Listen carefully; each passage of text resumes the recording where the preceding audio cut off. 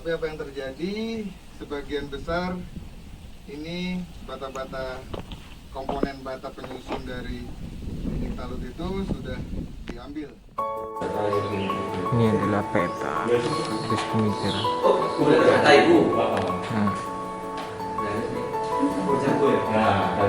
Yang saat ini digali di proses ekskavasi yang ketiga adalah posisi di sini.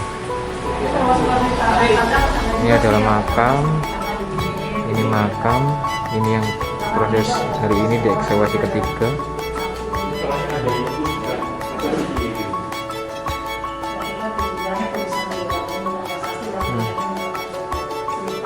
Yang warna biru kuning itu adalah pertanda tembok pembatas, jadi luasnya hampir 6 hektar.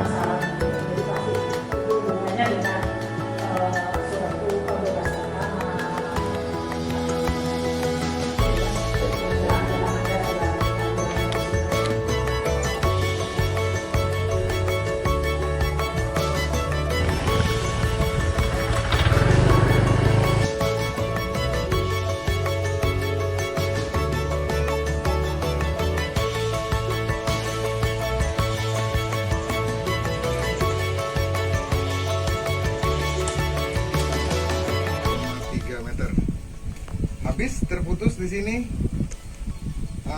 kelihatan ada trap-trap tertingkat. Ya. Kenapa bisa terjadi seperti ini? Oke, coba saya jelaskan. Pertama, dinding talut ini harusnya dia terus bersambung sampai ke dinding ini. Ya, tapi apa yang terjadi? Sebagian besar ini bata-bata, komponen bata penyusun dari dinding talut itu sudah diambil. Dari mana kita tahu? Dari sisa-sisa aktivitasnya terekam dalam dinding ini.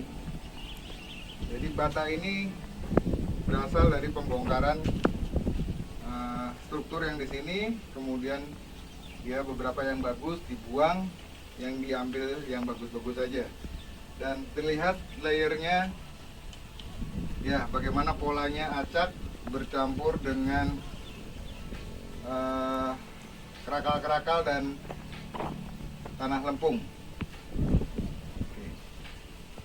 Aktivitas pengambilan bata ini sampai ke dasar, ini jejaknya ada di bagian dasar, ya ada bata itu. Oke. Jejaknya sampai di sini kelihatan, dan di dinding ini sebenarnya tanah itu bisa merekam apa yang terjadi pada masa lalu. Oke, aktivitas pengambilan bata ini luar biasa di seluruh dinding, terutama yang di dinding ini juga terekam bagaimana bata-bata ini diambil paksa begitu ya, diperkosa, diambil kemudian entah untuk apa. Yang pasti struktur yang di sini dibongkar. Oke, yang tersisa kemudian adalah bagian isian, bata isian, bukan bata kulit. Jadi kalau bata isian itu memang dia ditata dengan pola yang acak. Beberapa bata itu tidak bagus begitu ya. Kalau kulit penataannya lebih bagus. Kalau ini isian. Ini ada di bawah atau menjadi pondasi dari struktur talut ini yang dibongkar. Oke, kalau sampai sini, talut ini memang sampai sini, ini alhamdulillah tidak diambil. Ada polanya sampai sana, selesai. Dan di sana kita ngelihat adanya perkerasan dari batu-batu kerakal dengan pasir, ada pemadatan. Sehingga struktur ini sampai di situ saja. Dan kemudian ada struktur mengarah ke arah barat, oke, sana, tapi sudah mengalami kerusakan, ya. Dan jejaknya masih bisa ditemukan di dinding ini, ya. Di dinding ini masih ada bekasnya yang sempat kebongkar begitu. Oke, terus ada tekuan atau profil hampir sama kita temukan pada sudut bastion di barat laut dan timur laut. Ada profil yang menunjukkan memang arahnya masih berlanjut ke sana. Oke, dan terlihat bagaimana aktivitas pemerkosaan yang terjadi di tempat ini. Bata-batanya diambil, kemudian entah buat apa ya. Oke, jejak-jejaknya masih bisa kita temukan, dan ini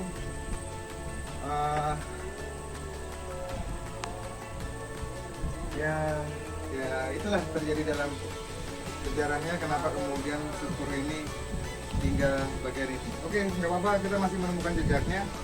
Sekarang kita mencari ke sudut barat daya. Perlu penelusuran terhadap jalur ini yang ke arah barat, yang sekarang teman-teman sedang kerjakan.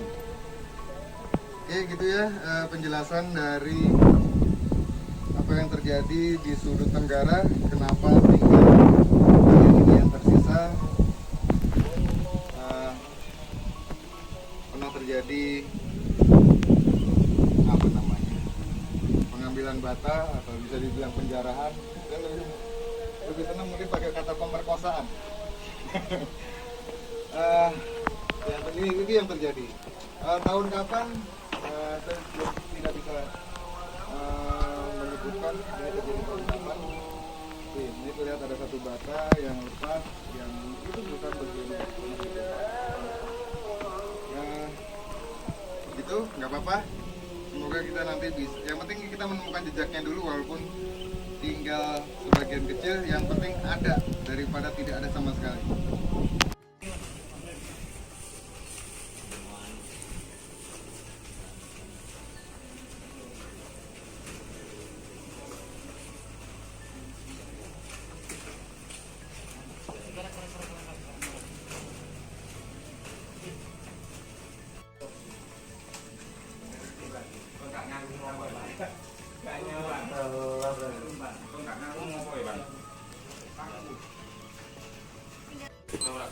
Palu apaan?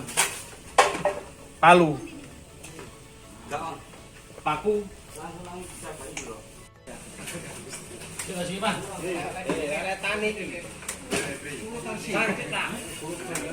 Karena beliau juga itu masih leluhurnya gitu.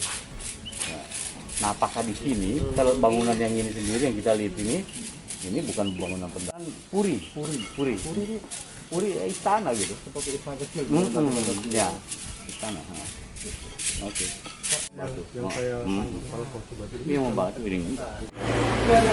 Pak, ada tamu dari RT. Iya, jangan aku. Ya.